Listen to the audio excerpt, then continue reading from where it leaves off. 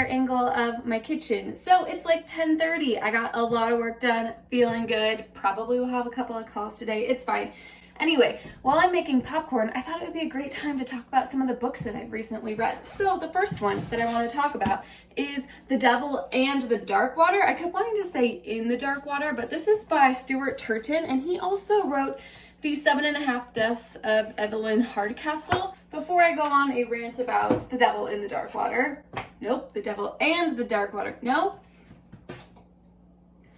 The Devil and the Dark Water, you're going to want to heat some sort of oil in your pan. So, The Devil and the Dark Water. Basically, it had everything that I wanted in a book, which is probably why I read it in like 3 days, but basically the concept was there is a mystery on a ship in 1600. So there is a prisoner that is this world-renowned detective, but he is a prisoner on this ship going from Batavia, which is what 1600 Indonesia was, to Amsterdam. And on this ship, something is happening. There is murder, there's mayhem, there's a possible devil, there's spirits, there's cults, and it is a contained on the ship mystery, and you follow several different characters. So our like really smart Sherlock in this situation is in a prison. We don't know why he's going to Amsterdam to be put on trial.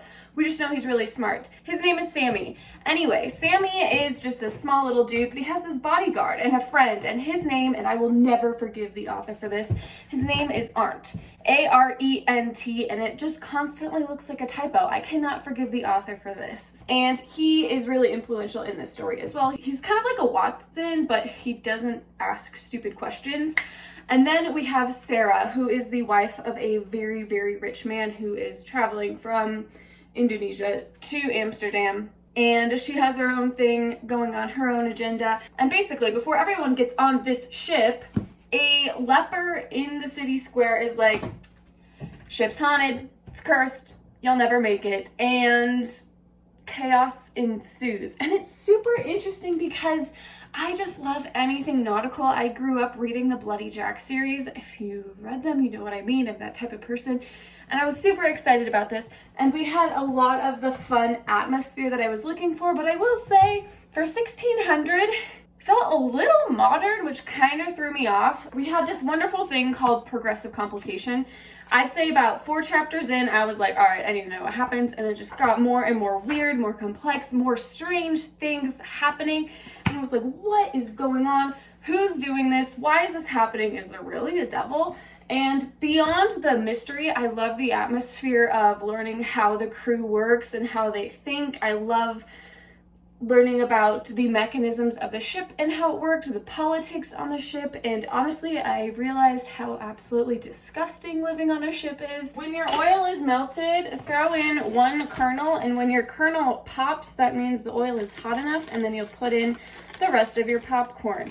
Yeah, I'm doing like half a cup because a full cup overfills this by just a hair. Anyway, this is a 3rd-person limited story, so each chapter we're jumping around to different people. So at one point we are Arndt as he's trying to uncover the mystery and essentially be the feet of Sammy. At some points we are Sarah, and Sarah was by far my favorite character. She had, I think, the most stake in this, and it was just really interesting. So about the devil, basically after the leper is like, yo, ship's haunted, they go on the ship anyway because of reasons, you'll figure that out. And from the get-go, they like drop the mast and there's this symbol of an eye and a tail, and people are like, that's not good, that's really not good. And then other symbols start popping up, and so we have this like weird religion of like someone set up a chapel down in the bowels of the ship because they want to appease this devil, because they just want to make it to Amsterdam, and that's just like feeding this devil presence, and everything is connected.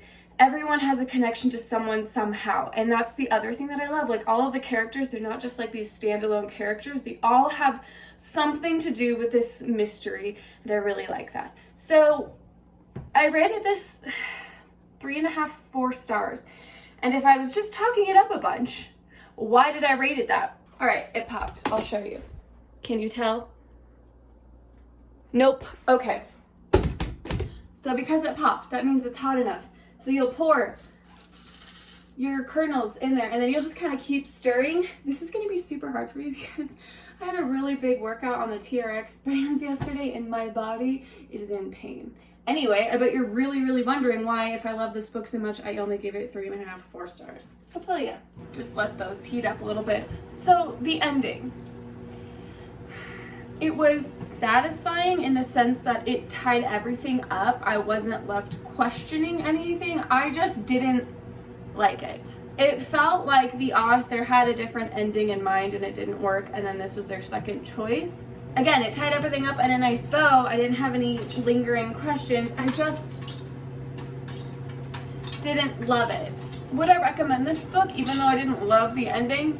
Yes. It was extremely well written other than the agonizing amount of adverbs. Are you kidding me? It did like mellow out.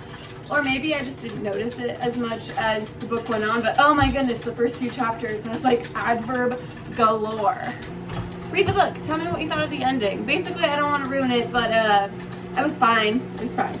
But I just love the atmosphere of it, and even though sometimes the language felt more modern day, I loved being on a ship. I loved the progressive complications. I loved the characters and how they were all interwoven at some points. Oh, that was great. Look at it. It's popcorn. I think this is going to be one of like the Bethany Votaw things, which is like stare uncomfortably at the camera while I do something in the kitchen. So this is the like necessary stare at the camera while being uncomfortable.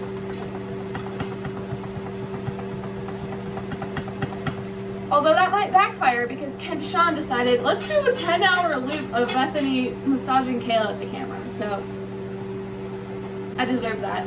The other thing that I read recently was Richard Holiday's short story, which is called The Landlady. And I found it really interesting. I hadn't read anything from Richard in a while, and so this was just kind of fun.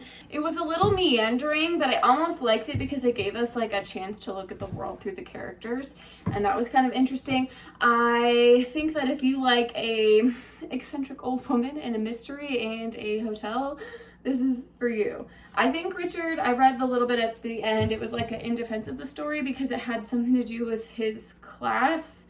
Anyway, if you want like 20 to 30 minutes of fun, pick that up. So then the fun part comes, which is seasoning. Here's some fancy olive oil. It's garlic, it's delightful. Drizzle a little bit of that on top. Here's some salt. Would it be popcorn without salt? Absolutely not. And here's some smoked paprika. Just a little hint of that. Put the lid on and shake it again. My arms are dying! And there you have it, folks. Breakfast, lunch, and dinner of champions. I'm gonna confess something. I like my popcorn stale, so I'm gonna leave it uncovered, okay? Sue me, sue me. So now what I'm gonna do is continue working. I am sure that I have several emails in the time it took me to make popcorn. Yep.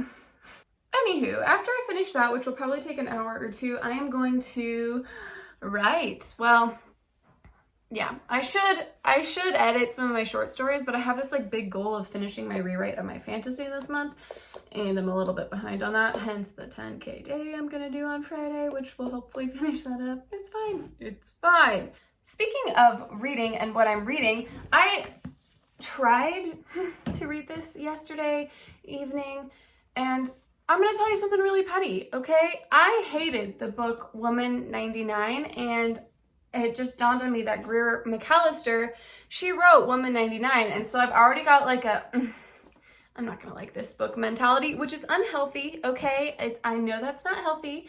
I mean, I've read some of my books and they are awful, and I still keep reading my own. I give myself a second chance. I should give an author a second chance. That's what I would want for them to do to me.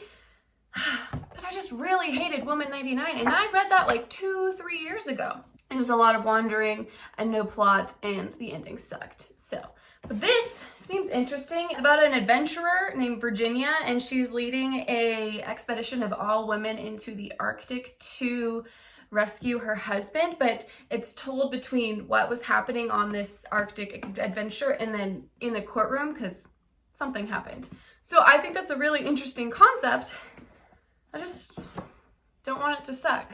All I'm about to say is I tried reading this last night. I literally opened it up and I was petty. So instead, I picked up this book, which I found in Colorado at a really cute bookstore, which I have got to tell you, this is the funniest thing ever. There are 2 bookstores in this tiny little town that we're staying in, and one of them is called More Than Books, And then the other one is called Just Books. That doesn't seem right. Let me look that up. Okay, I was wrong. One is called More Than Books, and then the other one is called Mostly Books, and they are literally like 3 shops away from each other, and it's hilarious. I think that's the funnest thing ever. So I was browsing through it because I don't know what my husband was doing. I don't know. My husband was somewhere, just somewhere boring, and so I was like, I'm gonna walk down to the bookstore, as one does, and I was just browsing, trying to find something, and I found this chunker. Like, look at it. And it is fantasy and horror, this year's best. I don't know what year, but it's the 3rd annual collection. And so I was like, hey, I love both of those things, fantasy and horror, and there's a bonus. It's all short stories, which I also love. So I was like, I gotta get it. And it's 200,000 words of fun short stories, all having to do with fantasy and horror. So I read like 50-ish pages, and I enjoyed 2 out of the 3 stories thus far. One of them was just like really graphic and violent, and I didn't like it, but that's not a big deal. I don't care. There's a lot of short stories I don't like in this world. I'm sure some people will not like my short stories, but please give it a chance anyway. All right, I need to get back to work. I'll check in with you later. I'm gonna try and do this whole like vlogging thing. I don't know. I'll also see how much popcorn I can eat in that time. Bet it's a lot.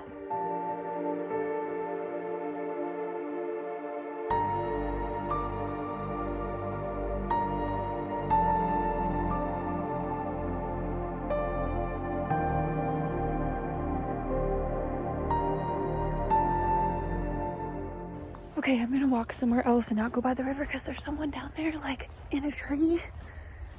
Things are fine.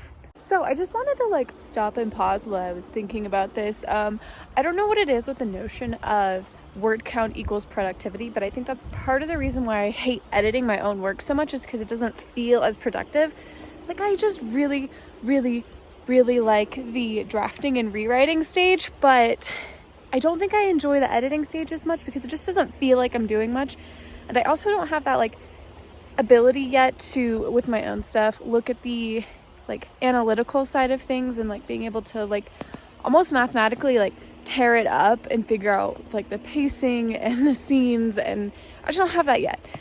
But I also feel like with this like hustle culture that it just doesn't feel like we're making enough progress when we're editing anyway, and I just want to rush through it, which produces bad books, which we don't want. I don't know. I was just something I was thinking about, and I think it's okay to spend more time editing, even though it's not my favorite thing, because it is harder for me, but hopefully the more I do it, the faster it gets, and I'm finding ways to enjoy it more. Like, I really enjoy breaking out specific goals and going through each short story with a specific goal in mind instead of trying to tackle it all at once. So for example, The Nightman, I really need to add probably like 5,000 words to it. So my first edit is trying to figure out where I need more information. And so I figured that out.